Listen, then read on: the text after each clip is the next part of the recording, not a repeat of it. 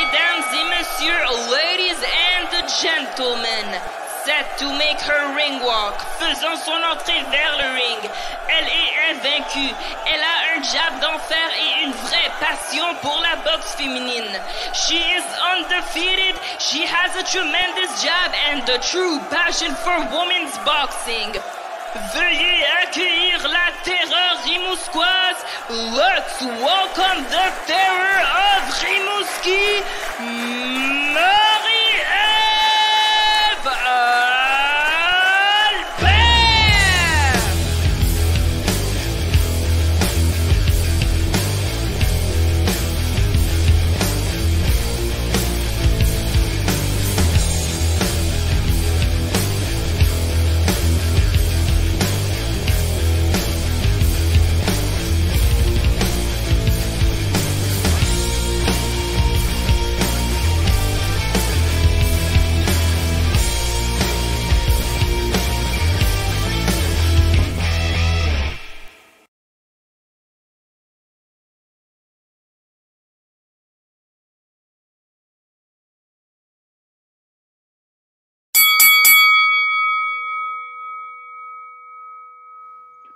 En direct de Rimouski, et je dirais, Marie-Ève, as-tu vu mon lampadaire? On dirait une affaire d'une maison de riches. Mais je dirais, Marie-Ève, qu'il fait chaud dehors, mais qu'il a aussi fait chaud en boxe. Puis, si tu te rappelles, il y a une quinzaine de jours, je t'ai envoyé la photo de l'Algérienne qui maintenant est connue du monde entier. Puis, je t'ai dit, ben, il me semble que ça pourrait faire du bruit, ça, tu sais, en 2024. Puis les Olympiques ont commencé, et là, je t'ai préparé mon éditorial. Mais la dernière fois, on a essayé d'enregistrer mercredi. Pour vrai, mon Internet, il était juste brisé. Puis j'étais bien trop choqué aussi. Après ça, j'étais fâché. Là. Moi, à un moment donné, je voulais te lancer quelque chose, mais tu étais trop loin. Parce que j'étais fâché après toi. J'étais fâché après le monde entier. Fait que je fais partie du monde entier, désolé. Mais, c'est correct. OK, dans le dossier de l'Algérienne, OK, j'ai réfléchi depuis 3 jours. Puis tu sais, qu'est-ce qui me fâche? On dirait que c'était la tempête parfaite. On est en 2024. On est dans un clash entre ce que j'appellerais les woke et les conservateurs. On est dans un monde où on n'a plus de droit aux zones grises. Tout est polarisant. Genre. Fait que là, il arrive l'histoire. Puis je suis tellement un peu comme... j'étais fâché parce que... on dirait que l'athlète, c'est elle qui reçoit tout ça en pleine tête. Mais tu sais, il y a des docteurs, il y a des législateurs.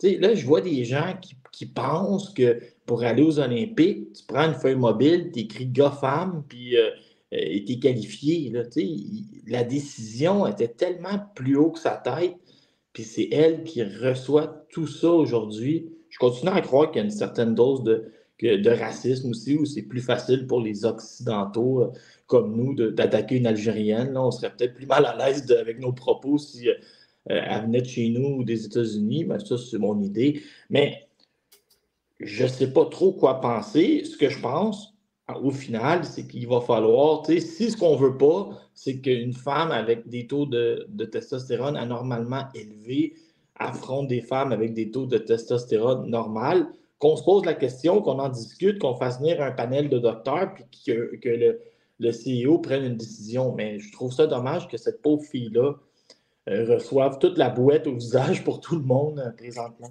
C'est compliqué présentement la situation parce que la zone grise est provoquée par toutes les fédérations de boxe et les chicanes qu'il y a à l'interne. On se comprend qu'il y a eu l'IBA, anciennement AIBA, qui avait des droits d'organiser les Olympiques avant jusqu'à Rio. Après ça, il y a eu toutes sortes de polémiques de fraude et corruption. C'est le CIO qui organise les 2 derniers, qui a organisé les 2 derniers Olympiques. L'IBA, depuis ce temps-là, n'est plus un organisme reconnu par le CIO. Il y a un nouvel organisme qui est arrivé. Tout ça pour dire que les règles n'ont pas été vraiment révisées depuis au moins les Jeux de Rio. Ça se peut que les taux de testostérone permis chez les femmes devraient être revus à la baisse. C'est possible. Mais c'est pas toi et moi qui vont le dire, qui vont déterminer ça. T'sais? Le plus drôle, c'est qu'elle était tranquille à Tokyo il y a 3 ans. Mais elle a perdu, ça n'a pas dérangé personne. Et même Kelly n'est pas apparue. Coucou, j'arrive aux Olympiques à Paris. Là. Elle, cette fille-là, a commencé à s'intéresser à la boxe aux Jeux olympiques de Rio, juste pour te faire un suivi sur son processus boxe. Elle a commencé à boxer, dans le fond, en 2016. Elle a rapidement progressé dans son pays à l'interne. Il n'y a pas tant de filles qui boxent en Algérie. Il y en a, par contre, mais il n'y en a pas autant, mettons, qu'aux États-Unis ou en Angleterre. Donc, elle a progressé rapidement. Puis, elle a aussi un talent naturel pour ça. Elle est bonne. C'est quelqu'un qui est bonne en boxe. Donc, elle a monté les échelons. On a commencé à la voir apparaître, si on regarde BoxRec, là, à l'international en 2018, à une catégorie plus basse. Puis depuis 2018, elle est sur le circuit, elle fait des championnats du monde, elle gagne, elle perd. C'est pas une fille qui a particulièrement un haut taux de KO. Elle en a peut-être 4-5. Elle était à 11% de taux de KO, 4 en 45 victoires. Ce qu'on appelle les victoires BoxRec, là, les victoires comme sur la scène internationale. BoxRec, c'est pas juste. Ce n'est pas ton book à l'interne. Non, mais ça nous donne une idée sur les compétitions internationales inscrites. Et elle avait 4 KO sur 45 combats. Elle avait été éliminée à Tokyo. Puis, il y a des gens qui ont sorti la liste des filles qui l'ont battue. Puis, il y avait une fille bien tranquille avec une fiche de 25-26 qui l'a battue. C'est pas... là, elle est favorite pour les Olympiques, mais c'est pas quelqu'un qui assomme des gens depuis 4 ans. Là. Iman Khelif, c'est pas elle qui est pressentie pour gagner la médaille d'or. C'est Bousenaz Surmeneli, la Turque. Puis on en parle parce que là, on est dans notre sujet d'Olympique. Je pense qu'on va clore le sujet d'Iman Khelif, mais toi, tu voulais quand même revenir sur quelqu'un d'autre qui avait fait polémique. Oui, je veux juste te faire rire aussi. Là. Je pense, mais là, je sais pas si j'ai le droit de dire ça, mais je pense que l'Italienne, un jour, on va peut-être découvrir dans un documentaire sur Netflix, sur tout cet événement-là. Il va assurément avoir un documentaire. Je pense qu'on va découvrir qu'elle a abandonné. L'Italienne, elle a une historique de filles qui a des problèmes. Là. C'est ça, elle a une réputation. Elle avait abandonné aux mondiaux contre celle que tu viens nommer qui est Bousenaz Surmeneli. On la voit reculer, puis à un moment donné, elle s'écroule, puis elle prend sa cheville. Mais tu sais, elle n'a pas reçu de coup, genre, puis là, les gens disent peut-être qu'on n'est pas trop sûr, là, elle fait ça encore. Et tout de suite, Jake Paul, mais tu sais, Jake Paul, il va devenir, genre, bientôt, c'est lui qui va co-animer à ma place. Là. Il aime tellement la boxe féminine, genre, il a promis à la boxeuse italienne qu'elle allait lui trouver un spot. Moi, en conclusion, la seule affaire que je déplore, c'est que c'est elle qui prenne toute cette chaleur-là, alors que, tu sais, on a des docteurs, des gens qui font des lois, des gens à la tête du comité olympique qui, eux, présentement, s'en lavent un peu les mains. Là. On ne les voit pas sur la place publique. Tout ce qu'on voit, c'est des gens qui accusent une fille née femme d'être transgenre puis une méchante personne. La seule chose qu'on peut dire, c'est que c'est vrai que le CIO / la boxe amateur, comme pro, a besoin de revoir ses règles puis clarifier des zones peut-être pour qu'on sache un petit peu plus où on s'en va avec cette idée-là de personnes différentes, mettons.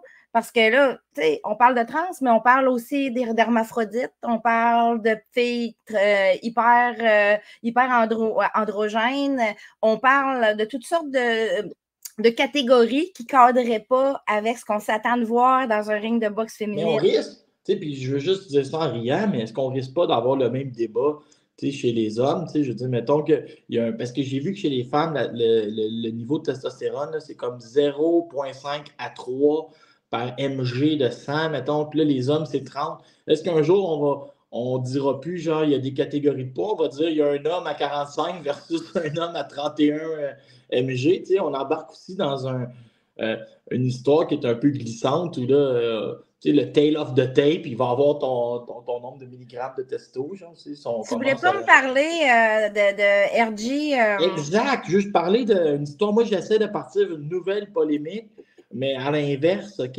là, je n'ai pas les noms parce que je ne sais pas si tu sais, j'ai eu des problèmes techniques, mais la chinoise, là, qui est dans la même situation, peux-tu me la nommer, s'il te plaît? C'est Link. Yatin ou... Ah non, mais attends un peu. Je pense que c'est Lin Yatin. Mais en tout cas, cette chinoise-là, juste pour vous dire des fois comment, dans un monde dans lequel on vit, là, qui est hyper médiatisé, puis qu'on cherche des polémiques partout, juste pour vous dire que lors du premier combat des Olympiques, même pour cette fille-là, tenez-vous bien, là, on avait une fille qui, si ma mémoire est bonne, la chinoise, là, Lin Yachtin, mais tu vas me dire bientôt. Elle qui est dans la même situation que Khelif, avec des taux hormonaux trop élevés, qui affrontait Erji Basiadan des Philippines. Et là, je vais vous faire rire. Erji Basiadan, elle, c'est complètement l'inverse du transgenre illégal. Parce qu'elle, c'est une vraie femme qui n'a jamais pris de thérapie de conversion parce que ça ne l'intéresse pas. Elle a déclaré, dans mon cœur, je suis un homme. Dans ma tête, je suis un homme. Je ne touche pas à la testostérone ou aux thérapies de conversion. Donc, je m'inscris avec les femmes, mais elle demande vraiment, genre, aux gens de la sécurité de l'appeler Monsieur Basiadan. Fait que là, à la limite, ils font attention. Là, le gars au micro, il a demandé, mais il n'a pas voulu. Fait que c'est ça qui est drôle dans l'histoire, c'est que notre amie là, chinoise, qui est favorite pour gagner l'or, a éliminé quelqu'un qui se prétend être un monsieur, mais qui n'a pas touché aux thérapies de conversion en Philippines. Fait que là, je me disais, quand on commence à gratter, il y a peut-être beaucoup plus. C'est trop compliqué. C'est trop compliqué. Est-ce qu'on peut revenir un peu sur les Jeux olympiques parce qu'on a eu une première grande surprise au Canada avec l'élimination au premier tour de Tamara Thibault. Ça m'a fait... Mon cœur a fendu parce qu'en vrai, j'avais tellement... Non, on demanderait de ne pas cheerer sur la presse box. Arrête donc. Tout le Canada, je pense, était un peu triste parce qu'on a vu des images assez... on a vu des images médias aussi d'une Tamara en pleurs se faisant consoler par Cindy Ngamba, qui est une excellente boxeuse, que les gens peut-être sous-estimé en voyant Team Refugee au bout, là, mais il y a une histoire en arrière de l'adversaire et c'était pas un 2 de pique, là, c'est quelqu'un qui arrivait avec une vraie préparation et un vrai talent de boxe.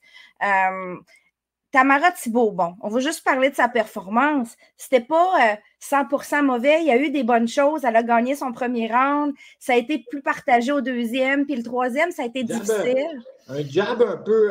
moi, je vais y aller dans le moins positif que toi.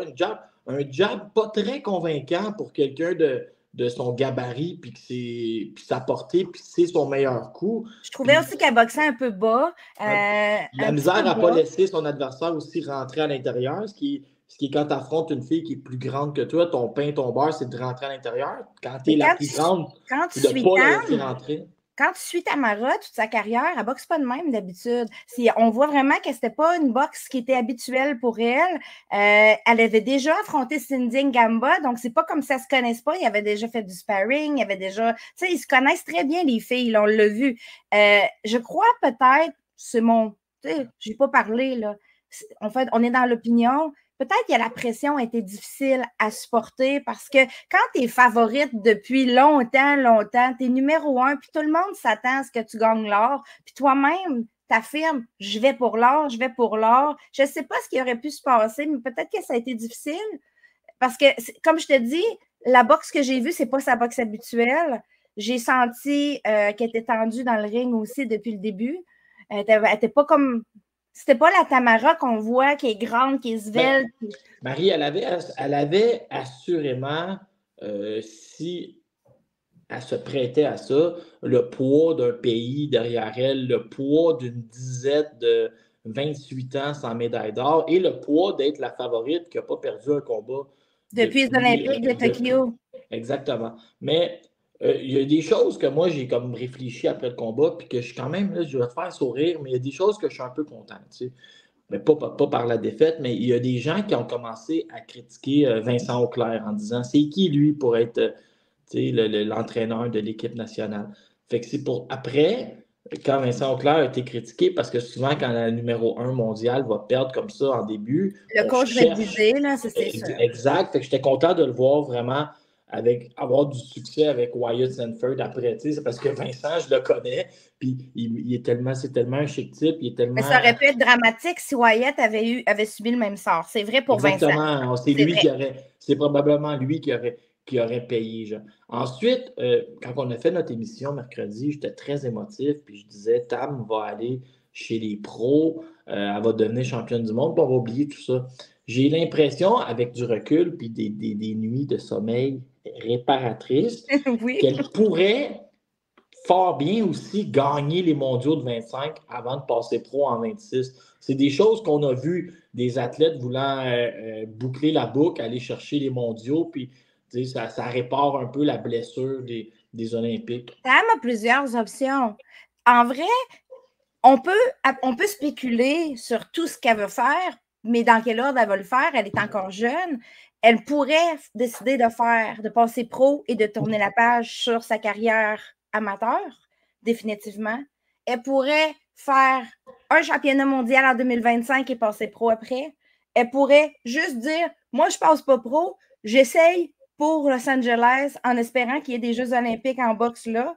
Elle pourrait aussi juste dire, je passe pro, puis je me réessaye en 2000, quand le cycle olympique va approcher comme une pro qui veut aller chez les amateurs de nouveau.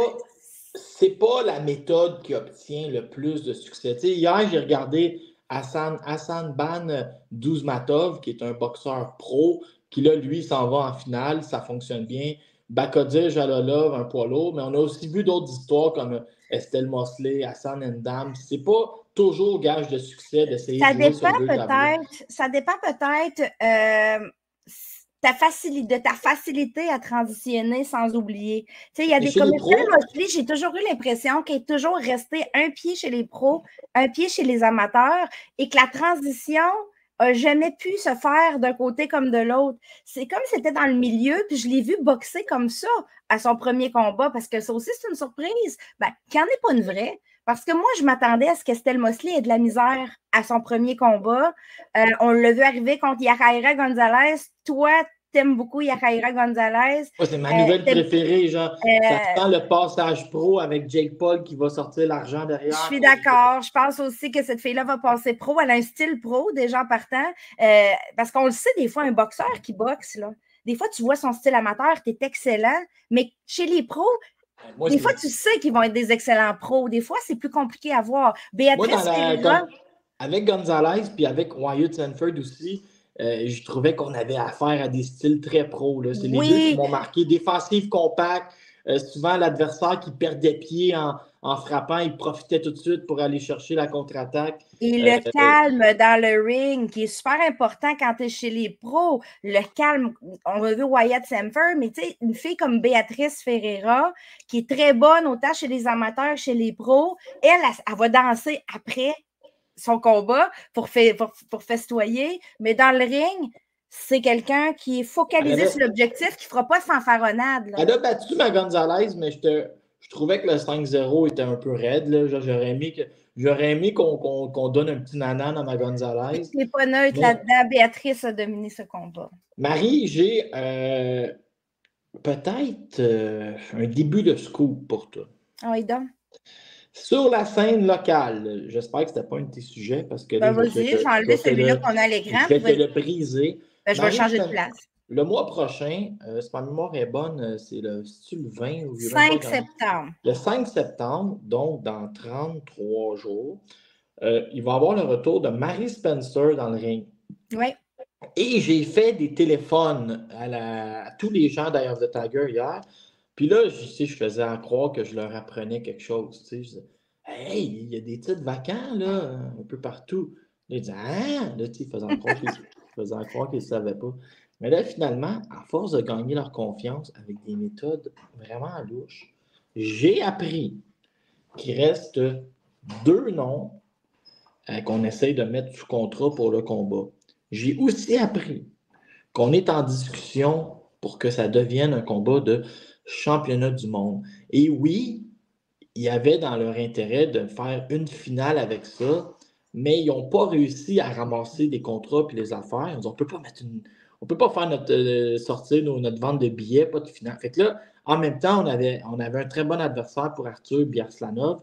Fait que là, on s'est dit, c'est pas grave, on met Biarslanov là, on a notre sous-carte et en temps et lieu, on devrait être capable d'annoncer un combat de championnat du monde qui, un peu à l'instar de Johannes, va venir tout de suite avec un aspirant obligatoire. Tu sais, on va laisser l'aspirant de 3 peut-être affronter 5, 6, 7, 8, mais tu vas tout de suite devoir quelque chose à la numéro 1 ou 2. Là. Tu sais, ils vont y faire un beau petit contrat de même avec une ficelle sur le cadeau.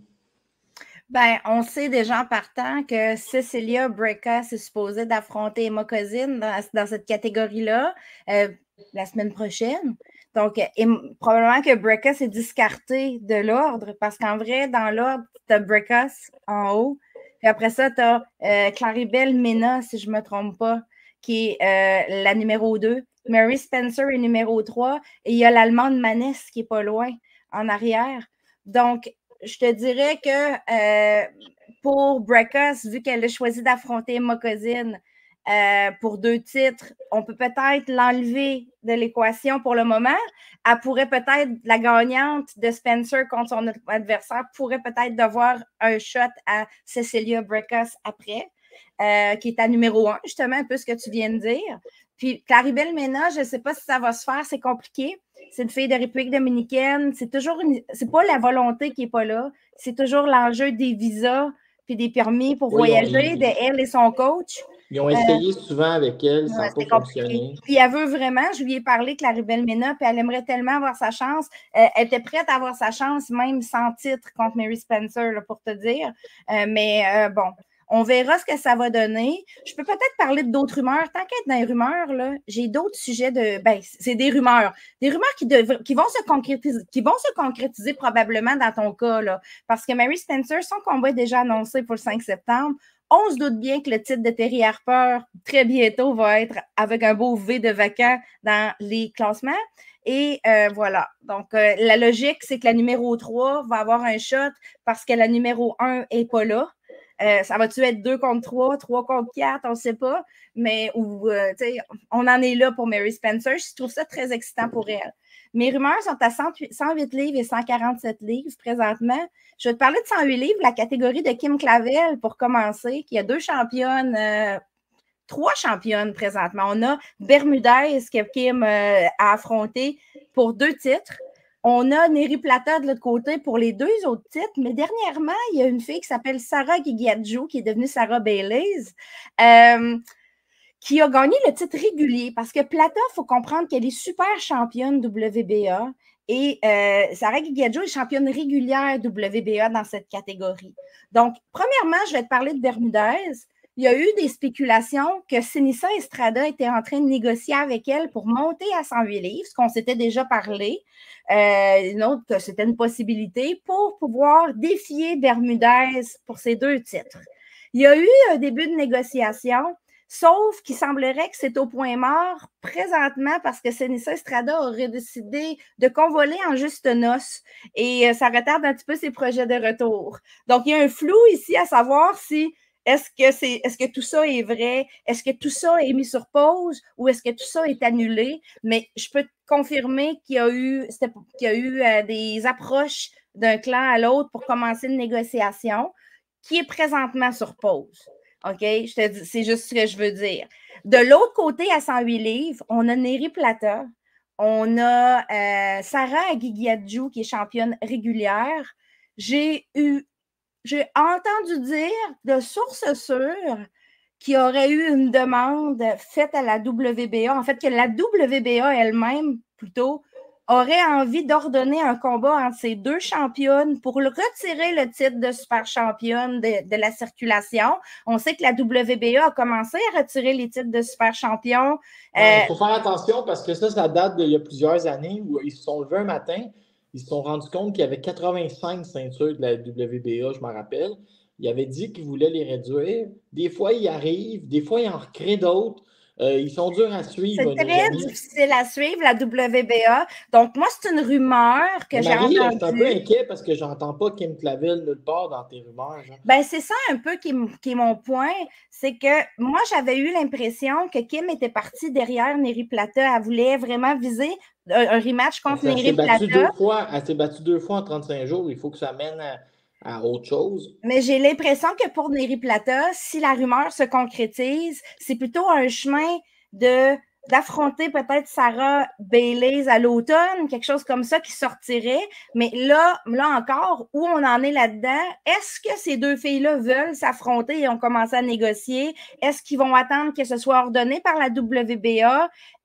Plata aussi s'est pas battue depuis longtemps. S'est pas battue depuis son combat contre l'Allemande en 2023.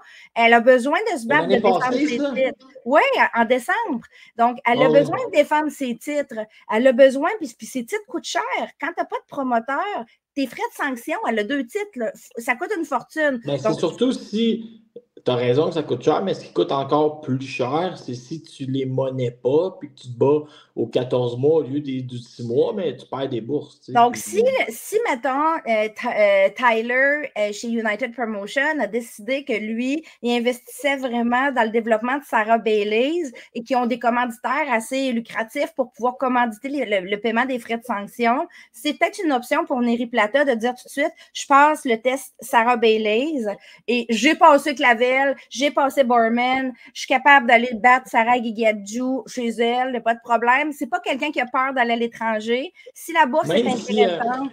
Même si elle était sur la corde raide en Allemagne, là, elle a fait un beau combat, puis là, on a fait comme wow, les juges allemands, hein, ça a failli se faire. Elle a failli se faire voler parce qu'elle dominait pas mal plus que les résultats de ses cartes, mais c'était pas serré du tout, à mon avis. Mais bon. Il faut pas que c'est pour ça qu'on dit tout le temps, regardez pas juste les cartes, regardez les combats. Regardez les Allemands, sont dangereux qu'une carte de pointage. Autre rumeur qui court, qui va se concrétiser, je confirme, et là, je vais prendre mon petit cellulaire pour vous donner la bonne information, parce que j'ai screenshoté ça pour être sûr. Chris Mannix a annoncé, OK, qu'il y a une rumeur qui court en septembre, 27 septembre prochain, aux États-Unis, ça sera au Madison Square Garden, le show. On aurait Sandy Ryan, qui a peur de personne, qui mettrait son titre de 147 livres en jeu contre nul autre que Michaela Mayer. Ça, c'est intéressant comme combat. Ça sera au Madison Square Garden. On dit les meilleurs affrontent les meilleurs. Elle, Sandy Ryan, elle a compris ça. Michaela Mayer aussi. Elle est bonne. Elle est drôle, Marie. Non, mais tu sais, les meilleurs affrontent les meilleurs. Ces deux filles-là, ils ont compris c'était quoi. Tu sais, ils dotent personne, ils ont peur de personne, ils vont de l'avant. Moi, je trouve que c'est un match-up qui est intéressant parce qu'elles ne s'aiment pas beaucoup. On sait qu'il y a eu des rivalités, Kaiko Roma et des deux bords. Attends, il y a juste... je viens d'avoir un appel de Marie-Pierre Roule qui me dit « Il n'y a personne qui l'aime, Sandy Ryan. » Mais, en tout cas, peu importe, mais tu sais, il y a des gens en partant, Keiko Roma est dans le trouble parce que pendant un bout, il a été pendant je ne sais pas combien d'années dans le coin de Michaela Mayer, mais il est nouvellement dans le coin de Sandy Ryan, donc lui, il va sûrement se retirer. Keiko Roma, là, je ne sais pas si on a le droit d'en parler, mais est-ce que c'est le meilleur entraîneur des États-Unis, mais personne ne le sait, là, il est en train de créer un gars qui s'appelle Bruce Carrington qui veut l'amener contre Naoya Inoue. Là, on le voit avec Caroline Vert. Faudrait que tu parles à Caroline Vert de Bruce Carrington parce qu'ils s'entraînent dans le même gym puis ils se voient s'entraîner. Ils font des petits jogging ensemble. Je ne serais pas surpris qu'on se lève un matin et qu'on a une photo de Tamara Thibault avec Keiko Roma. Moi, je suis très fan de Chouchou Carrington. On un podcast de boxe féminine, mais moi, Chouchou, je l'aime bien. Ça me met chouchou, pour vrai. Fait que, garde, on en est là. Qu'est-ce que ça veut dire? Sais-tu qu'est-ce que ça veut dire, chouchou? Ben, ça dépend. Hein? De quoi tu l'écris? Celui qui s'élève d'entre tous. Ouh! Hey, on revient sur quelque chose qui s'est passé dernièrement parce qu'on veut parler de Clarissa et de Vanessa. Oh, on n'en avait pas reparlé, c'est vrai. Non, on n'avait pas reparlé, on a jumpé aux rumeurs parce que tu voulais aller dans tes rumeurs tout de suite. Hey, t'en veux-tu une autre rumeur? Oh, oui, donc. Sur Vanessa, après ça, je te laisse. Ben, sur Vanessa, c'est dans ça fait. Quand Vanessa a perdu le combat, puis qu'il n'y avait plus de journalistes ou rien, elle se serait effondrée en larmes dans les bras de son conjoint et sa famille. Après la défaite, ce qui est normal. Et là, Camille Stéphane et Antonin Descaries étaient là. Selon mes espions, Camille lui a mis la main sur l'épaule. Il a dit « Je suis fier de toi, Vanessa. Repose-toi. Tu as fait beaucoup de chemin. Tu peux être fier de ta perte de poids, ta remise en forme. Tu t'es rendu à un combat de championnat du monde. Tu l'as gagné.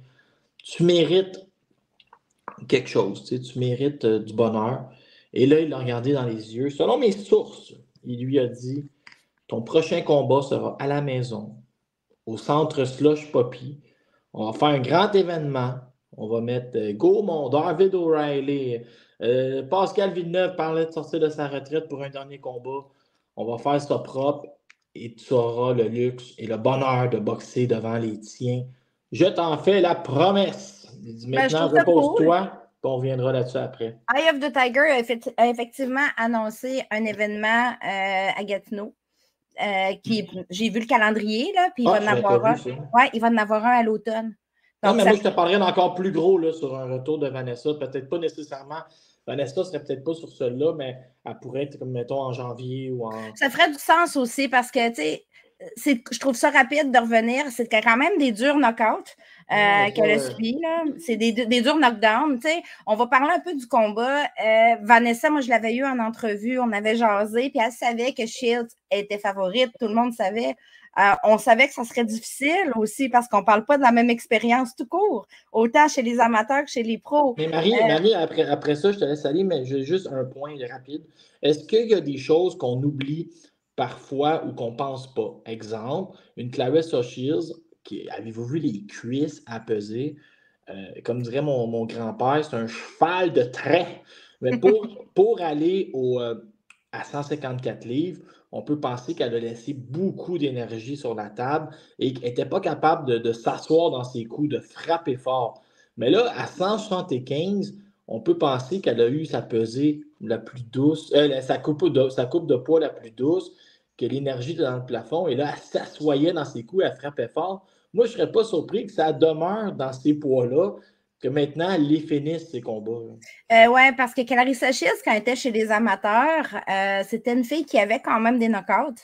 Elle n'avait plus que Savannah Marshall, même, contrairement à ce que les gens pourraient penser, parce que Savannah Marshall est arrivée chez les pros comme une cogneuse, parce que Savannah Marshall a tendance à knocker dans les 2 premières minutes. Claressa Shields, sur du 3 minutes, sa dernière minute est importante. C'est là qu'elle faisait ses knockouts chez les amateurs. Tu arrives chez les pros, tu es en 2 minutes, souvent, tu as décidé d'essayer vraiment léger. Souvent, c'est plus difficile de consolider, de maximiser la force de frappe là-dedans. Il y avait peut-être exactement de l'effort dans la coupure de poids qui était mis, qui lui permettait pas d'être totamotalement réhydraté puis en forme dans le ring pour d'avoir maximisé ses capacités dans le ring. Ici, elle avait des bonnes adversaires. Tu sais, souvent, moi, ce que je dis, c'est que prends les adversaires de Shields, donne-les à, mettons, à Savannah Marshall, puis elle n'a pas le même ratio. Non, c'est ça. Ça se construit.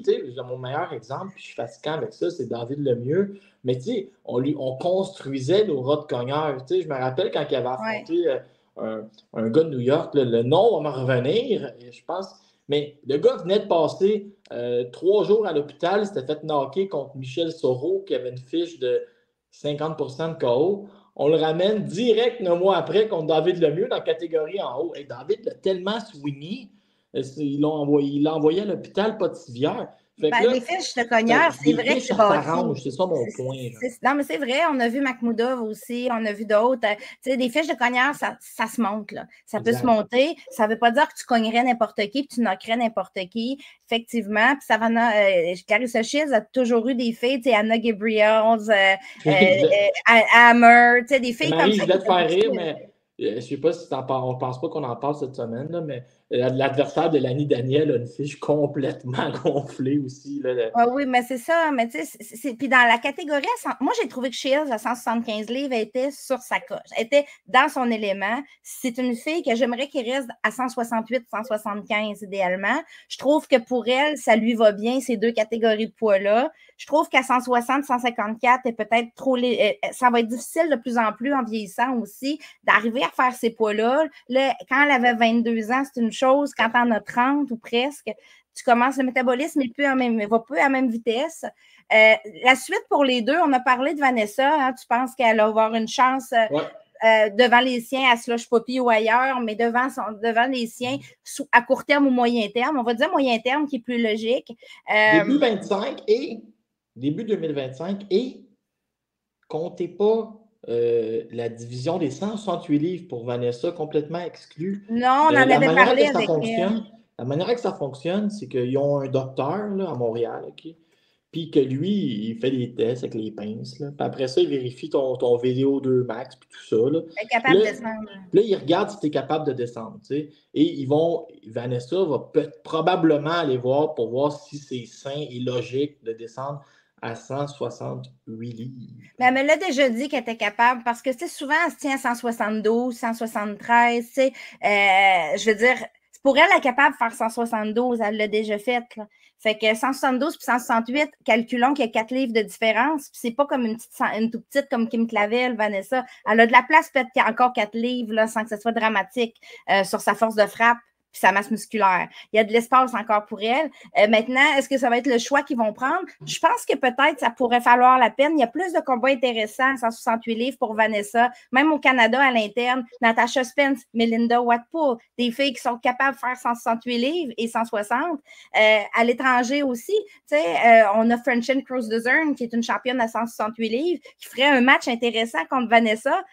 Francine Cruz-Dezurn, by the way, c'est la fille que Clarissa Shields est allée chercher pour faire son sparring de préparation pour le combat contre Vanessa, parce que Francine a un style relativement similaire à Vanessa. Elle va de l'avant, elle n'a pas peur de prendre des coups pour mieux en donner.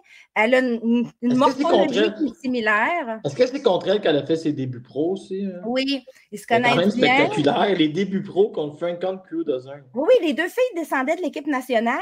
Éventuelle championne unifiée. Eh oui, 2 championnes undisputed maintenant. Francine Cruz-Dezurn, j'ai fait une évaluation vite de qui pourrait affronter Clarissa Shields dans un futur proche. Okay. Parce qu'on dit qu'il n'y a pas beaucoup d'adversaires à 175, 168. Qui pourrait être des défis intéressants?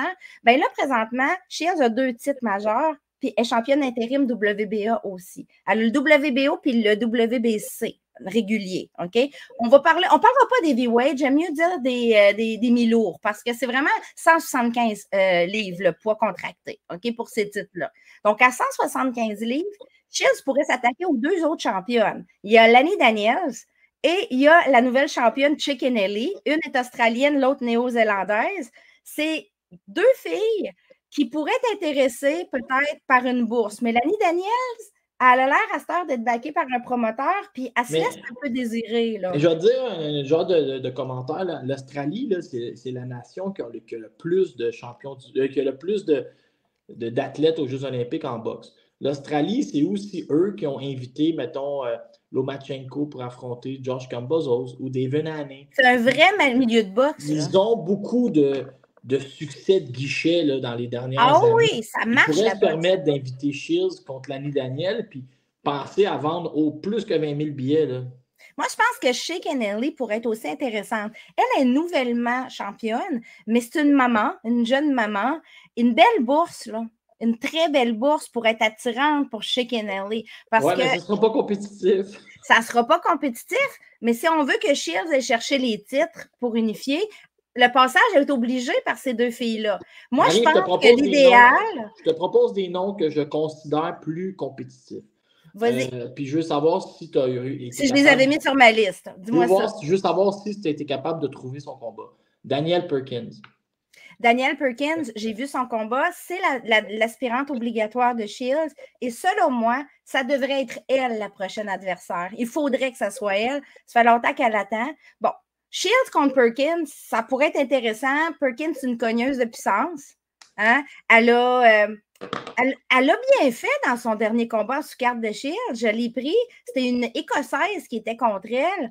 L'Écossaise, honnêtement, elle avait tout qu'un menton. C'est une Écossaise qui avait un background d'MMA puis tout ça, là. Fait que, tu sais, c'est les gens qui ont fait de la MMA, ils ont tendance à boxer un peu le menton en avant. Fait qu'elle a subi quelques uppercuts puis elle saignait pas mal. J'entendais Corey Erdman qui disait « Bon, j'ai reçu du sang. Ça commence, c'est le premier combat de la soirée. Je suis déjà plein de sang. » qui disait il y a eu du sang dans ce combat-là. Mais est-ce que Perkins est compétitive pour Shields? Sûrement au niveau de la puissance, mais au niveau de la vitesse et des habiletés boxe, même si Perkins a été longtemps sur l'équipe nationale aussi, ce n'est pas la même chose. Mais oui, c'est son aspirante obligatoire. Ce serait mon choix numéro 1. Présentement. Ça serait lui que je prendrais. Savannah Marshall dans ce qu'on appelle un rubber match, là, le match 3 pour déterminer qui gagne la trilogie. Oui, mais non, c'est peu probable que ça arrive à court terme. Le premier combat était bon, genre, j'ai trouvé qu'on a tendance à dire que ce combat-là n'a pas livré la marchandise. Puis moi Non, il encore, était je très l'écoute bon. encore, puis c'était excellent, C'était un là. très bon combat. Là où le bas blesse, c'est que Shields, elle tente peut-être plus de retourner chez Savannah pour se battre. Maintenant qu'elle peut faire ses propres cartes. Non, mais l'inverse, elle, Ben, Savannah qui le veut problème, revenir. c'est toujours le coach de Savannah qui a de la. Il ne peut pas rentrer aux États-Unis. Il peut rentrer au Canada, mais il ne peut pas rentrer aux États-Unis. À Toronto. Tu sais, notre ami Peter Fury, parce qu'à cause du scandale d'MTK Global, puis de Kinehan, puis tout ça. Là, À Toronto, avec les gens de Détroit qui prennent le fond. Hein. Faudrait, tu sais, il y a comme, tu sais, Shields a invité Savannah. Puis, tu sais, Savannah, elle est inactive en boxe présentement. Elle a fait un retour en MMA, en PFL. Mais il ne se passe pas grand-chose. On n'entend pas de fight news, on n'entend rien parler.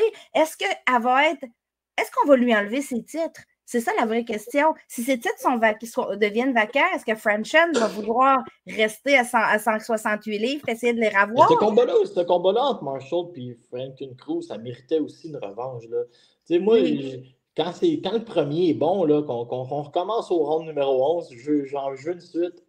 Les autres options que je voyais pour Shields, c'est des filles qui sont à 168 livres présentement, mais qui peuvent faire 175, comme par exemple Shadecia Green. Shadecia Green s'est battue dernièrement. Shadecia Green, je suis un peu mitigée. J'aime Shadecia Green. Dans son dernier combat, elle a vraiment utilisé son jab, contrairement à ce qu'elle avait fait contre Franchon. Le jab, c'était juste des bombes qu'elle lançait, puis c'est comme ça que Franchon a réussi à gagner une décision contre Shadecia Green parce qu'elle l'a dominé techniquement. Mais là, elle a mieux boxé, mais j'ai tout le temps l'impression qu'il manque un petit quelque chose pour qu'elle soit aboutie dans ses coups. C'est drôle, hein? Puis c'est un feeling qui est difficile à expliquer, mais c'est sûr qu'elle aimerait affronter Shields, puis elle est capable de faire 175 livres, Shadecia Green. Elle n'a rien à perdre, elle n'a pas de titre présentement. Donc, est-ce qu'elle pourrait monter puis essayer, pour une défense optionnelle, ça pourrait être un money fight, ça. Shadecia Green, qui, pour les gens à la maison, qui est aussi avec Jake Paul. Donc, attendez-vous à ce qu'elle soit active. Probablement qu'il va se servir de... Tu sais, comme tu as vu Ashton Steve là, qui a perdu contre Prince Lucas Badi, qui était aussi avec Jake Paul. Là, probablement, lui, il ne reviendra pas tout de suite. On peut penser que Shadecia Green va profiter. Là, puis probablement que Jacques, il y a de la suite des idées. Là, la fille qui a abandonné devrait faire son passage pro aussi en SU4. Non, mais c'est vraiment son genre. Là. Mais cette fille-là, ça m'intéresserait pas de l'avoir passé pro. C'est comme pas ma numéro 1. Mais si Jake Paul veut lui donner un espace, on va suivre ce qu'elle peut faire. Elle peut peut-être nous surprendre, mais moi, je ne crois pas qu'il y a beaucoup de potentiel. Je pense qu'elle a voulu offrir un spot pour offrir. Mais Shadecia Green serait un bon choix pour Clarissa Shields 2. Une fille costaude, grande, ça serait un money fight. Il y aurait du bien. Je préférais que la fille qui affronte Shields, à la limite, ait quelques combats, quelques victoires de suite. Oui, exactement. Un autre choix qu'on entend souvent, c'est justement Franchon Crews-Dezurn, qui, elle ne s'est pas cachée qu'elle voudrait monter à 175 livres. Ils ont déjà eu un combat très enlevant à leur début pro. Les deux, depuis, ont été undisputed, certaines plusieurs fois. La boxe de Franchon a évolué. Le problème ici que je vois, c'est que Franchon et Shields sont amis maintenant. Au début, c'était des collègues d'équipe nationale, mais maintenant, sont amis. C'est plus...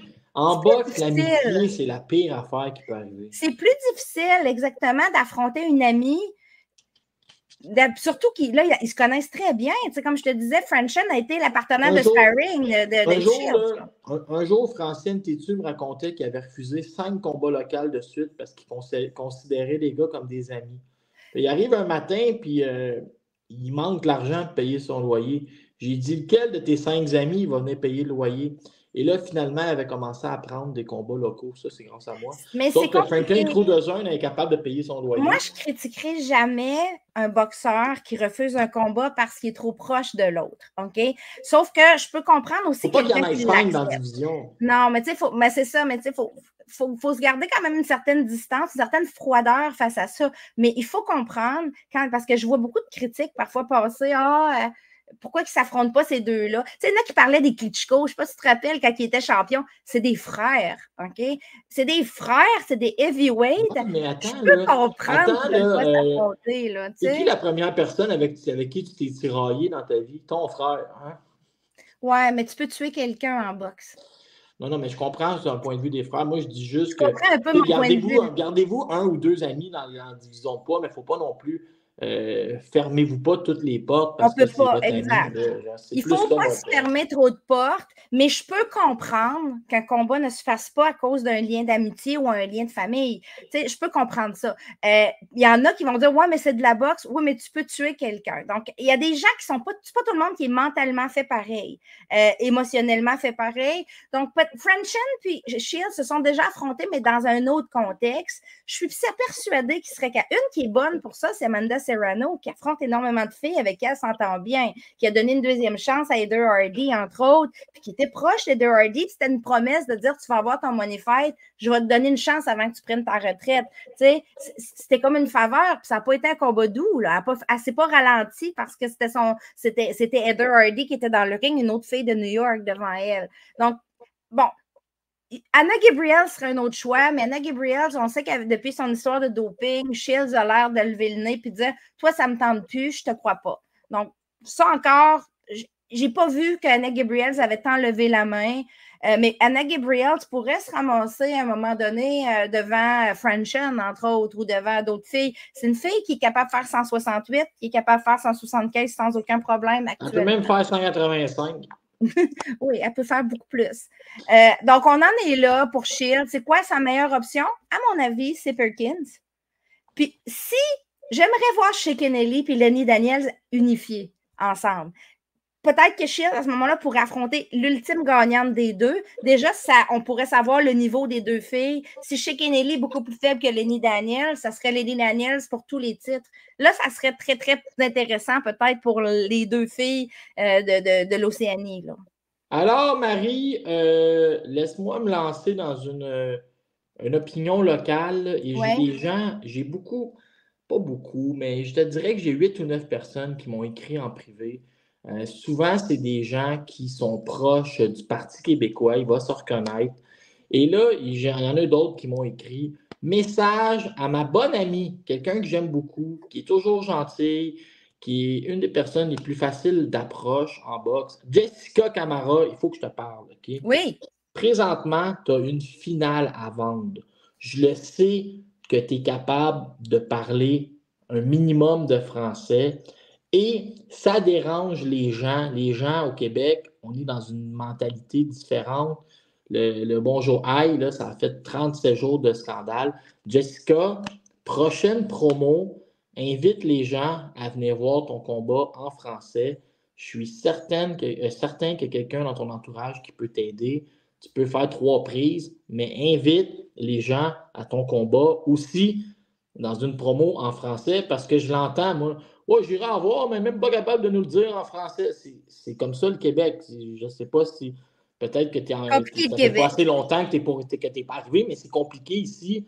Tu te bats dans un quartier francophone qui est Rosemont, qui est mon quartier.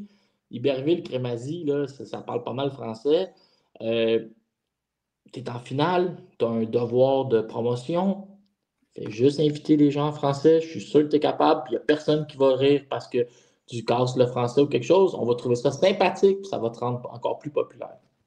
Un sujet vite, le message est passé. Je vais te parler de Sky Nicholson, puis je vais te parler des 126 livres en même temps, OK?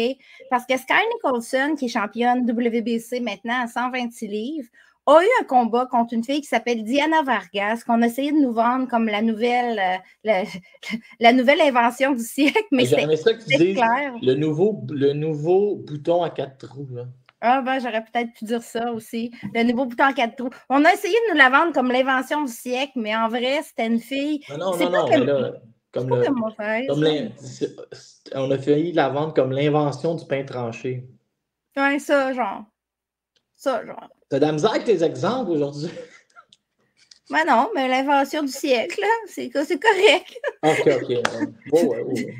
le siècle est encore jeune, mais il y a quand même un quart de siècle de presque passé. Moi, je pense qu'on peut dire l'invention du siècle. Mais Diana Vargas, c'était pas de calibre pour Sky Nicholson, dans le sens où Diana Vargas, ça m'a fait penser à une autre adversaire que Sky Nicholson a déjà affronté, Tania Alvarez. J'étais là sur place au Madison Square Garden dans le temps. Une fille qui a une fiche intéressante, mais qui a une fiche gonflée un peu, puis qui n'a pas les skills pour aller en championnat du monde encore. Une fille qui frappe large, qui est lente, qui frappe penchée en avant, qui a un jeu de pied un peu brouillon. Donc, Sky Nicholson a fait sa défense optionnelle contre une fille qui avait une fiche qui n'était pas trop dangereuse, qui était intéressante à la vue quand on la regarde à haut niveau, mais qui n'était pas dangereuse pour elle. Puis il y a une raison pour ça. C'est que Sky Nicholson est pressenti pour un combat en sous-carte de Beterbiev Bivol au mois d'octobre en Arabie Saoudite contre une autre fille qui s'appelle Raven Chapman, une Britannique qui est au top dans toutes les associations. C'est un money fight pour elle. C'est une visibilité incroyable. Les filles ont beaucoup travaillé pour aller chercher ce spot sur cette carte-là. Et le combat n'est pas annoncé pour une seule raison, c'est qu'entre-temps, il y a eu une éliminatoire WBC que Tiara Brown a remporté. Et là, ils sont en train de valider avec la WBC si elles peuvent simplement, Raven et Sky, faire leur combat en Arabie Saoudite, quitte à affronter Raven Chapman ensuite. La gagnante affronterait, pas Raven, mais Tiara Brown, ou si la WBC va exiger le passage obligé de Tiara Brown en premier pour Sky. Donc, on en est là. C'est les deux options qui s'offrent à elle, mais Sky, au micro, a clairement dit, après son combat contre Diana Vargas, d'ici la fin de l'année, j'aurai passé les deux. Diana Vargas étant passée, donc on parle de Tiara Brown, sa mandatory, son aspirante obligatoire, et Raven Chapman, la fille que tout le monde veut voir contre elle, outre Amanda Serrano, qui est passée à autre chose. On est d'accord qu'Amanda Serrano est rendue à 140 livres maintenant. Donc, pour Sky Nicholson, j'aimerais voir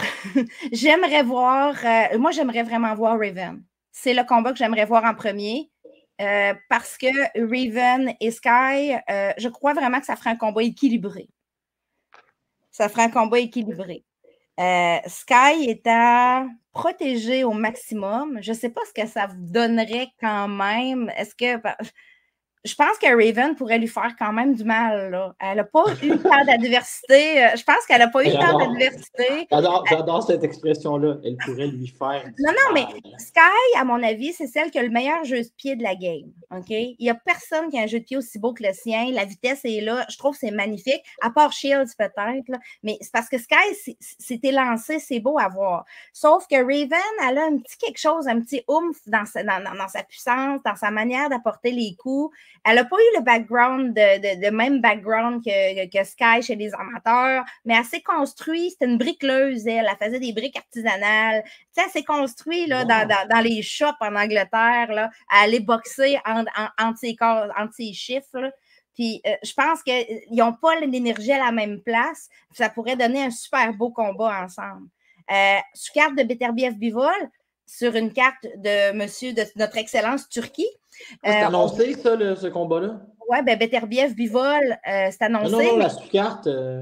Ça devrait être annoncé sous peu. Okay. On attend que la WBC arrive, mais c'est fort probable que ce soit octobre en Arabie Saoudite. On voit peu de filles en Arabie Saoudite se battre.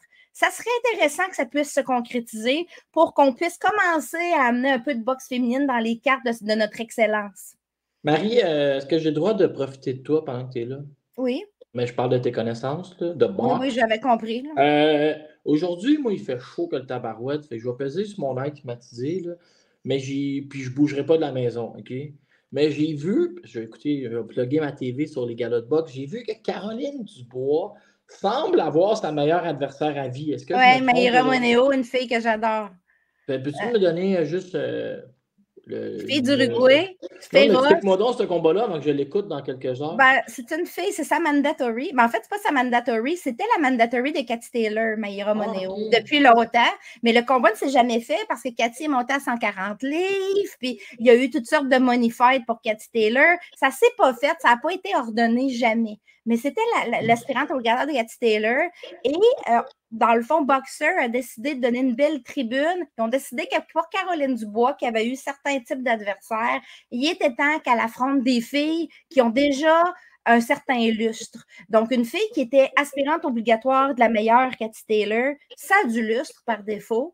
On parle d'une fille qui est féroce, qui sait boxer techniquement. Mayra Moneo, c'est une boxeuse qui fait pas... c'est pas un style de boxe comme on est habitué de voir des filles de certains types de mexicaines et tout ça. Elle a quand même une belle contre-attaque, un beau jeu de pied, elle a des habiletés techniques, elle est entourée, elle est très confiante aussi. C'est quelqu'un qui fait penser un peu à Erika Farias de la personnalité. Tu sais, c'est une fille qui n'a pas peur d'aller se coller le nez à l'autre et dire, regarde, je m'en sac un petit peu ce que tu me dis, là. Moi, je vais parler avec mes poings, puis ouais, tu sais, elle a une présence, on l'a vu, elle a pesé hier, elle est capable de regarder Caroline Dubois dans les yeux puis de rire d'en face, là, il n'y a aucun problème avec ça.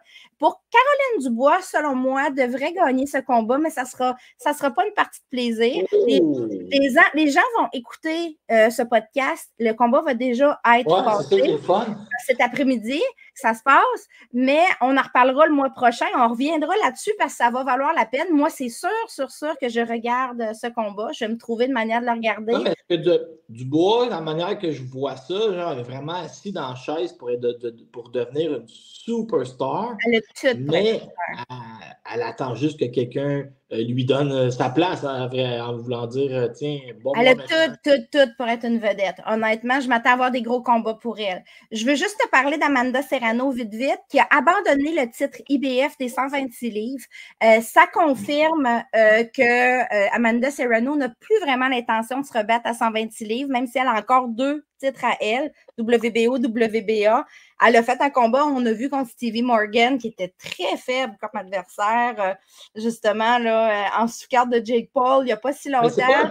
C'est pas un peu ça, Serrano, genre, elle les faisait, ces combats-là. Il y en a d'autres qu'en boxe professionnelle vont éviter les aspirants obligatoires. Elle remplissait toujours les conditions, il me semble, à travers les dernières années. Hein. Elle a toujours rempli ses conditions, mais là, présentement, c'est qu'elle a le money fight de Cathy Taylor qui approche, mettons, en décembre. C'est un combat où elle devrait faire 6 millions de dollars chacune. C'est le combat le plus lucratif de l'histoire de la boxe féminine. Or, Cathy Taylor et Serrano s'affrontent à 140 livres. Serrano n'a jamais boxé à 140 livres, donc c'était normal qu'elle teste sa puissance sans prendre trop de risques, qu'elle teste son body à 140 contre une fille comme Stevie Morgan pour pouvoir se positionner, savoir un peu comment et où sa force de frappe, sa vitesse est comment à 140 livres contre une vraie adversaire qui avait une fiche positive puis qui avait une certaine forme de frappe aussi, force de frappe.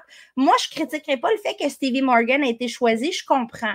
Maintenant, l'IBF lui a quand même dit, tu n'as pas défendu ton titre depuis un certain temps, qu'est-ce que tu fais avec ça? Puis Serrano a juste décidé de dire, avant qu'on me l'enlève, je le donne à qui le mérite parce que je ne le défendrai plus. Il le donne ou il s'en va en appel d'offres? Non, je veux dire, ils ont décidé de laisser, elle laisse son titre, mais elle n'a pas été dépouillée de son titre. Elle a décidé avant d'être dépouillée. Non, mais parce que je pensais comme un peu comme, mettons, je me rappelle, Diaconu était tombé champion du monde. Il n'y a personne qui va être élevé. La manière que ça va fonctionner, c'est la suivante. Nina Menke, qui est aspirante obligatoire, va se battre pour ce titre. Et je t'annonce que ça devrait être Daniela Bermudez, l'adversaire. On attend juste que ce soit confirmé par l'IBF, mais l'IBF est assez à cheval là-dessus. Elle prend la première, puis elle descend la liste dans l'ordre après ça. Tu sais, ça peut aller loin, puis si la première ne veut pas, c'est la deuxième contre la troisième. Est-ce que tu te rappelles, à une époque, personne n'avait voulu affronter Beterbiev, il fallait recommencer. C'est que là, les 15 avaient refusé. Là, ils refaisaient la liste avec qui avait gagné dans le dernier mois. Là, ils repartaient jusqu'à temps qu'un Allemand avait accepté. Ce qui peut se passer, puis c'est intéressant pour une fille comme Caroline Vert qui est classée à l'IBF numéro 4. OK? Donc, on a, mettons que le combat se fait entre Menke et Bermudez, ce qui est très logique. Selon moi, ces deux filles-là, ça va être un oui. OK? Ils vont élever les autres ou vont demander un éliminatoire pour déterminer la numéro 1, l'aspirante numéro 1. Donc, on pourrait voir peut-être une Caroline Vert s'élever dans le classement IBF, soit via un éliminatoire, soit naturellement, tout dépendant de ce que l'IBF va déterminer. Marie, je pensais à une opinion. Tu sais, des fois, moi, j'aime ça mettre du croustillant un peu dans le podcast. il y a beaucoup de gens dans le monde de la boxe qui n'osent pas assumer leurs propos, qui ne peuvent pas dans la position dans laquelle ils sont. Genre.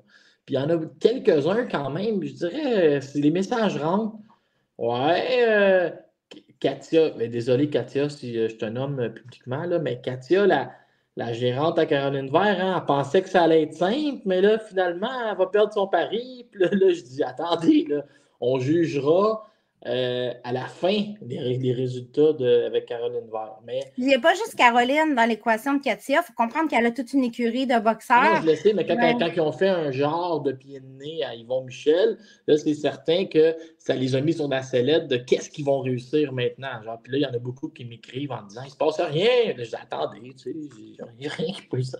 On jugera le train rendu à la gare. C'est un monde difficile, la boxe. C'est pas facile pour bien des boxeuses. Donc, on verra exactement à la fin de sa carrière, on fera le post-mortem de ça, puis on pourra dire elle a réussi ou elle a échoué. Voilà. C'est trop tôt. C'est trop tôt. Il y en a qui ont tous les promoteurs du monde, puis ils réussissent pas plus. Fait que, je dis ça, je dis. Il y a beaucoup plus de monde qu'on pense qui surveille les dossiers et les affaires. Ils n'ont juste pas tous le droit de parler. On va aller rapidement sur plusieurs sujets parce que là, on a beaucoup de sujets encore, puis il ne nous reste plus tant de temps. Je veux juste dire que Yamilet Mercado a réussi à battre Ramla Ali à l'étranger et de belle façon quand même, parce que c'était un bon combat. C'était un combat qui était très intéressant à regarder. Là où Ramla Ali a eu de la difficulté, c'est dans son volume. J'ai trouvé qu'elle avait un beau jab, qu'elle faisait des belles choses contre Yamilet Mercado, mais c'est Yamilet qui a plus touché et plus lancé. Donc, à la fin, dans chaque round, ça compte. Tu sais, ça compte. Le volume global, si c'est tout le temps Yamilet qui a 2-3 coups d'avance, des coups d'impact, ben c'est sûr que c'est Yamilet qui gagne. Mais c'était quand même un combat plus serré que ça n'avait l'air. Ramla Ali, elle m'a surprise parce que j'étais pas certaine que ça ferait un beau combat face à Yamilet Mercado. Pour Ramla Ali, je veux juste dire une chose. Je ne sais pas vers où ça va aller, par contre, présentement, parce qu'il n'y a pas l'air d'avoir des rematchs de prévus. Yamilet Mercado est retourné au Mexique avec son titre. Ramla Ali, les autres ceintures dans la catégorie, il y en a 2 qui appartiennent à Ellie Scotney, qui est sa collègue d'écurie chez Matchroom, puis qu'Ellie Scotney, clairement, ils n'ont pas prévu de la mettre contre Ramla Ali à court terme, au moyen terme. Pour ce qui est de l'autre titre, il appartenait à Erika Cruz. On a entendu dernièrement que ce titre lui a été enlevé à cause de son cas de doping et ça a été ordonné que Nazarena Romero affronte, celle qui avait affronté dans le fond Cruz en dernier, affronte une fille qui s'appelle Paulette Valenzuela Cuesta. Donc, encore là, si Nazarena Romero gagne un titre, il va falloir qu'elle défende contre des aspirants obligatoires, puis Ramla Ali n'est pas classée. Donc, je voulais juste mentionner qu'ici, je me pose des questions face au futur de Ramla Ali. Je ne vois pas d'issue qui amène à un titre à court, moyen terme, mettons dans les 2 prochaines années. On va dire ça comme ça. Donc, peut-être qu'il pourrait en profiter pour la développer ou lui donner des money fights ou des choses comme ça. C'est sûr que Ramla Ali n'a pas le même talent que, par exemple, Ellie Scotney ou Ségolène Lefebvre dans cette catégorie-là. C'est un petit peu plus délicat. Je veux te parler aussi de Chantel Cameron.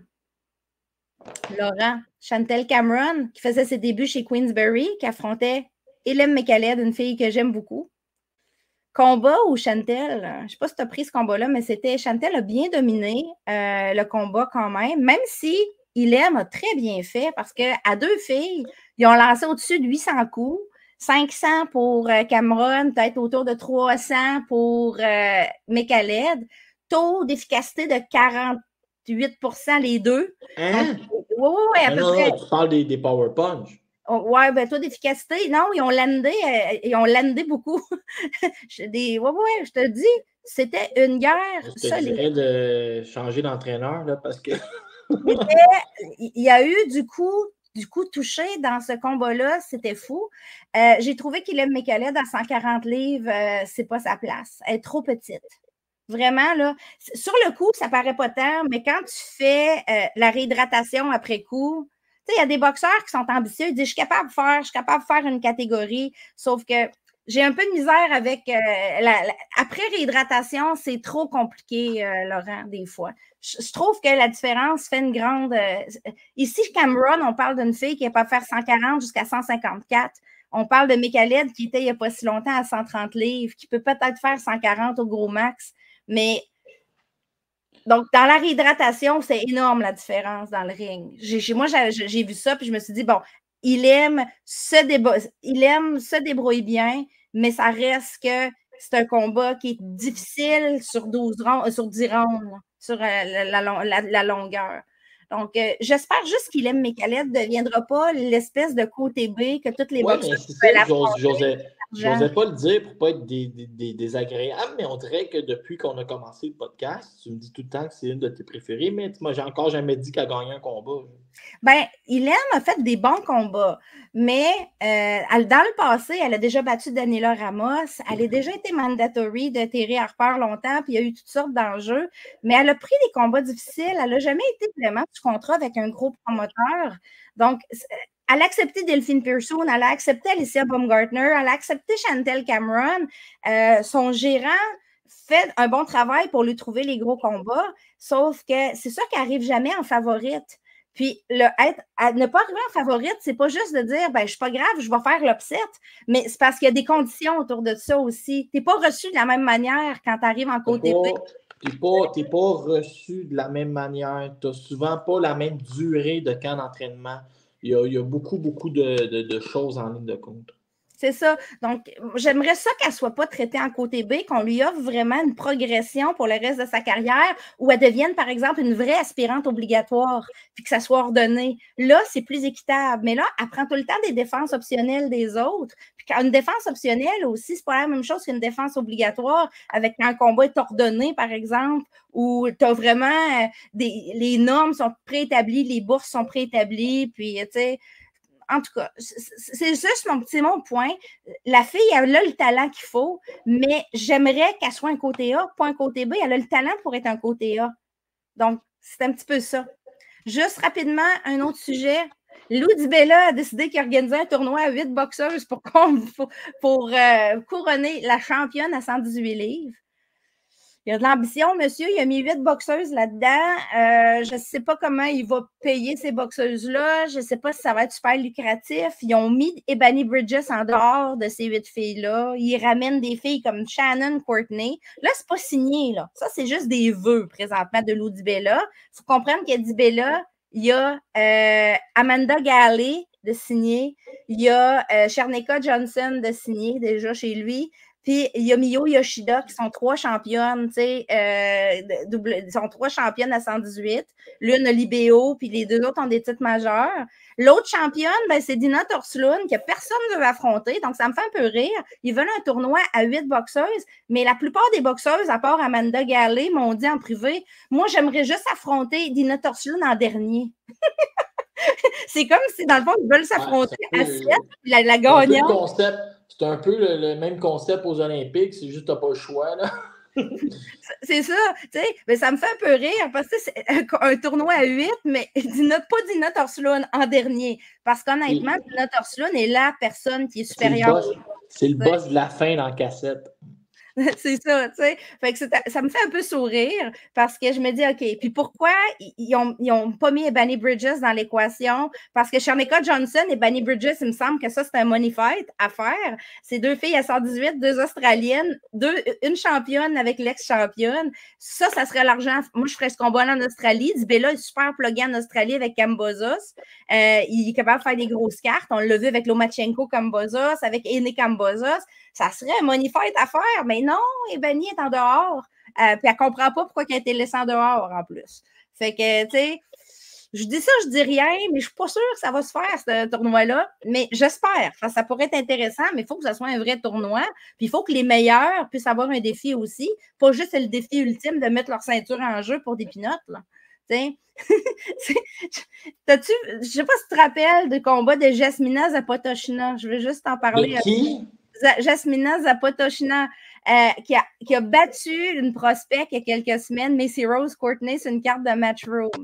Elle, Jasmina Zapotoshina, je veux juste te dire que c'est une des filles qui est commanditée par Ebony Bridges, justement. On parle d'Ebony. Ebony a plusieurs filles à qui elle donne de l'argent pour financer les camps d'entraînement, puis tout ça, puis en échange, ils mettent son logo. Oh, c'est comme la Robin des Bois, genre, elle se met nue sur OnlyFans, mais pour aider la boxe féminine. Il y a un retour sur investissement quelque part en boxe féminine, je te dirais. Donc, elle a fait son argent comme elle fait son argent, puis elle réinvestit sur à peu près 4-5 athlètes féminines, dont Jasmina Zapotoshna. Macy Rose Courtney, c'est une jeune femme qui était signée chez Matchroom. Je ne sais pas s'ils vont la garder parce qu'elle n'est pas vendeuse, elle n'a pas un gros background amateur.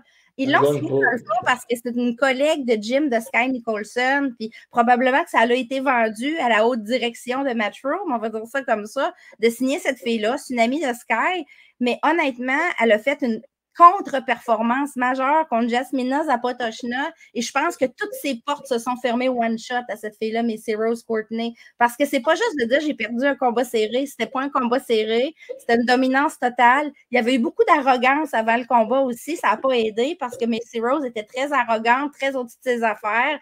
Elle parlait tout le temps d'un combat contre Chloé Watson qui allait arriver pour un titre mineur à l'automne. Puis dans le fond, finalement, c'est Jasmina qui a ramassé le combat qu'elle voulait parce que justement, la contre-performance était tellement majeure qu'elle ne méritait pas de s'en aller pour un titre.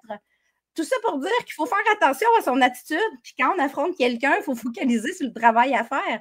T'sais, moi, je pense que Macy Rose récolte un peu le fruit de toutes ces distractions autour et c'est de valeur pour elle, mais c'est l'autre qui a brillé. L'autre a fait le travail, puis l'autre est arrivé à 112 livres avec une belle allonge, un beau jab, des beaux déplacements, ce que Macy Rose n'a pas été capable de faire. Et mais voilà. c'est pas mal pour Matchroom. Tous leurs prospects perdent. Shannon Ryan, Macy Rose. Écoute, ils en signeront d'autres. Ben, c'est parce qu'ils choisissent mal. Ils choisissent mal. J'ai une nouvelle vedette préférée, une nouvelle prospect préférée à 140 livres. Une fille que je connaissais déjà, que j'ai rencontrée personnellement il y a à peu près 3 ans de ça au Mexique, dans un tournoi amateur à Delita, le tournoi Delita.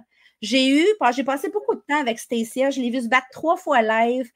J'avais déjà suivi sa carrière. C'était la 2e à 147 livres aux États-Unis. Donc, malheureusement, pendant 2 cycles olympiques, elle a essayé de se qualifier, puis elle a toujours fini 2e. Donc, ils en prennent juste une dans la catégorie, mais ça ne veut pas dire que parce que tu es la 2e, que tu n'es pas bonne. On parle d'un pays, les États-Unis, où il y a beaucoup de talent.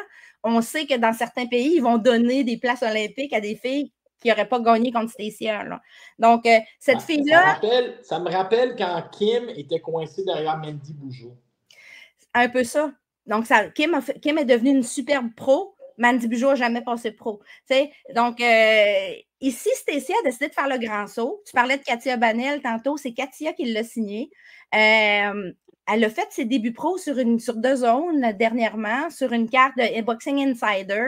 C'était Mickey Ward qui commentait son combat. J'ai trouvé ça sympathique. Tu sais, que tu fais tes débuts pro, puis c'est Mickey Ward qui commente tes affaires. Et là, Marie, c'est à Atlantic City. C'est ta préférée à 140 livres? Ah ben, dans mes prospects, 140 livres. Moi, c'est Marie-Pierre Roule, ma préférée à 140 livres. Ouais, mais je parle de prospect. Marie-Pierre Roule, c'est une boxeuse établie. Mais Stacia a gagné son combat par un knockout foudroyant au corps. Après une multitude de coups au corps, je l'ai trouvée solide. J'ai trouvé musculaire, elle est grande. Elle a de la place pour même monter à 147 dans le futur. J'ai trouvé que cette fille-là était articulée en entrevue. Elle a tout ce qu'il faut pour briller. C'est une star afro-américaine, mais aussi portoricaine du côté de sa mère, bilingue. Portoricain, ça vend des billets, ça, à New York. Tu sais, il va falloir miser sur son petit côté portoricain. Elle est née à New York, c'est une fille de New York, Heather Hardy. Quand elle a gagné, je regardais qui la félicitait là, sur Instagram. Puis il y avait des tonnes de stars qui étaient... Elle est entraînée par qui? Elle est entraînée par un boxeur. Attends un peu, je vais te dire le nom exactement. Je l'ai mis dans mes notes. C'est un ancien poids lourd qui lui aussi commence à entraîner. Je vais te retrouver le nom. C'est pour ça que je te pose des questions. Je sais que tu as toutes les réponses. Quelques minutes. Donne-moi une seconde. Stacia. J'ai à peu près 10 pages de notes pour mon podcast. Je te connais. Tu es quelqu'un d'assez sérieux. Stacia. Elle était sa sous-carte de Towaline. Attends, mais en attendant, je vais juste mentionner quelque chose. OK? Ben, continuez à chercher. Dans 2 semaines, pour ceux à la maison qui se demandent quoi surveiller dans le prochain mois, moi, dans 2 semaines, je vais être scotché à ma TV. Léla Baudouin a un premier combat de championnat contre Lisbeth Crespo, écoute, un championnat mineur, somme toute, mais qui va amener à d'autres choses. Donc, il n'y a pas juste Mbili à surveiller contre Derevianchenko. Moi, je vais être sur place. Je vais être là sur place pour voir. Je connais Lisbeth personnellement. Je connais Leila. J'ai hâte. J'ai hâte à ce combat-là. Je vais juste en parler en fin de podcast. J'ai trouvé le nom du coach. C'est Eric Harding. OK? Eric Harding qui a affronté Roy Jones. Ça a été le premier à bien paraître contre Roy Jones. Harding fait ses débuts comme coach pro. C'est son athlète. Elle a aussi été entraînée juste avant par le papa de Booth Ennis. Pourquoi le quitter, Booth Ennis, pour l'équipe de Ennis pour l'équipe d'Eric Harding? C'est parce que l'équipe de Ennis est tellement pleine. Il y a tellement beaucoup de boxeurs là que c'était peut-être, elle avait besoin vraiment de... Elle avait besoin de quelque chose de plus cosy, comme on peut dire, pour s'entraîner. Elle a quitté en bon terme, il n'y a pas d'enjeu là. Tu sais, c'est une partenaire d'entraînement de chez Jones. C'est une fille qui va être le fun à suivre. Stacia Suttles, je vous dis, allez la suivre sur Instagram. Il ne faut rien manquer. Elle devrait se rebattre peut-être 2 à 3 fois encore cette année, en espérant que ce soit sur des grosses plateformes comme DAZN pour qu'on puisse la regarder. J'ai un dernier sujet qui va être très court, Laurent. Je veux juste saluer Jessica McCaskill qui prend sa retraite de la boxe professionnelle. Ça a été annoncé. Jessica McCaskill qui n'a jamais docké personne, qui a pris des gros combats, même si ce n'était pas simple. Des Sandy Ryan, des Cathy Taylor, qui a affronté 2 fois Cecilia Brækhus, qui est devenue undisputed malgré un talent qui était... tu sais, elle était féroce. C'est vraiment quand on dit, là, des fois, la volonté peut compenser sur le manque de talent, des fois, ou l'effort. Là. Ça, c'est un bon exemple parce que Jessica McCaskill avait peut-être pas tout le background de certaines des filles qu'elle a affrontées, mais elle avait le chien en dedans, là, le dog. L'important, c'est pas la grosseur du chien dans la bataille, c'est la grosseur de la bataille dans le chien. Et c'est beau, ça? Oui, hein, c'est magnifique. J'aime particulièrement cette fille-là que j'ai rencontrée à New York en personne, avec qui j'ai bu des shooters j'ai bu des shooters et j'ai jasé de Terry Ryan, Sandy Ryan, tu les aimes toutes. Je l'aime, Sandy Ryan. Hey, mais Marie, est-ce que je peux avoir avant, mais là, je ne sais pas si tu avais d'autres choses à dire, mais non, les sujets sont passés. J'aimerais ça avoir le mot de la fin puis l'image de la fin. OK, le mot de la fin, j'aimerais ça féliciter ma bonne amie Marie-Ève Dicker, qui est vraiment impeccable à l'analyse des combats. J'adore Marie-Ève Dicker. Es-tu bonne à ton goût? Le sourire dans la voix, elle est préparée. Puis j'ai même demandé, tu sais, moi, est-ce qu'on se parle en privé souvent des combats puis des histoires en boxe féminine? Puis là, je dis, Marie-Ève, tu sais, à Radio-Canada, tu te lèves le matin puis tu as des pages de recherche puis de recherche. Elle dit oui, mais j'en ai fait beaucoup aussi. Tu sais, elle dit, je ne te mentirai pas qu'on a des recherchistes, mais on a fait beaucoup de recherches à préparer pour les Olympiques. Et je la félicite, elle est vraiment très bonne. Et c'est vraiment un de mes petits malheurs, c'est qu'on ait enlevé le spécial box à RDS. J'aurais tellement aimé ça que ce soit elle qui remplace, mettons, Jean-Paul Chartrand, puis qu'on continue avec, mettons, Marie-Ève puis Yvon Michel. Tu sais, il faut trouver une manière d'intégrer Marie-Ève Dicker dans la description box plus régulièrement. Elle est impeccable. Elle fait un bon travail avec Jean-François Chabot, mais elle est comme analyste, parce qu'elle a le rôle d'analyste. Dans les analystes de boxe, je trouve qu'elle est supérieure à un grand nombre de personnes qui ont des tribunes présentement. Elle écoute énormément de combats, elle écoute énormément de galas au complet. On pense souvent que les boxeurs, ils boxent puis ils n'aiment pas ça en regarder. Elle puis Yves Ulysse, c'est les deux que j'ai connus qui écoutaient le plus de combats. Wilkins Mathieu écoute des cartes bord en bord aussi. À part ses connaissances, elle a aussi un excellent français, une excellente diction. C'est parfait. Elle est magnifique. J'adore la suivre et j'espère qu'on va la revoir souvent. Est-ce que tu sais qu'elle m'a confirmé qu'elle pourrait sortir de la retraite? Ben moi, je lui souhaite. Elle m'a dit 1 million. Elle dit en dessous de ça, je suis occupé. Ça veut dire qu'elle ne sortira pas de sa retraite. Et l'image de la fin, est-ce que tu es prête? Oui. Ouh, mets-toi plus au centre. C'est ça, c'est un message là, que je voulais lancer sur ton podcast. Donc, et voilà. Je te souhaite un excellent mois de boxe, puis on se reparle pour... Mon Dieu, il va y avoir des choses de passer aussi à fin août. Fait que ça va... Préparez-vous, ça va être big. Regarde, on est prêt, hein? Bye bye. Bye.